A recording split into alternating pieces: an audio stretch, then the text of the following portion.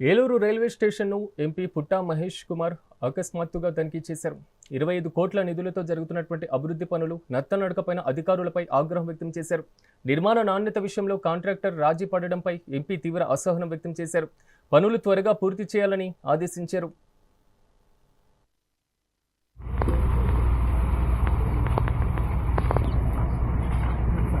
Sir ఒకసారి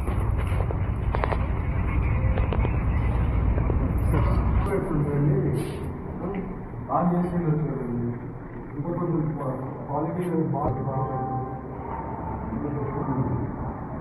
quality of work నేను report రాస్తాను.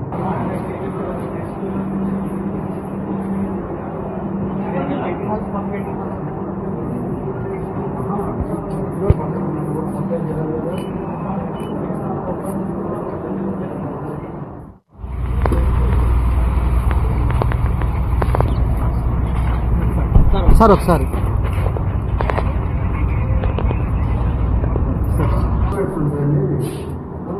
బాగా చేసి ఇంకొక క్వాలిటీ బాగా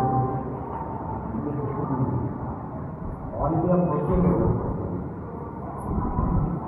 నేను రిపోర్ట్ రాస్తాను.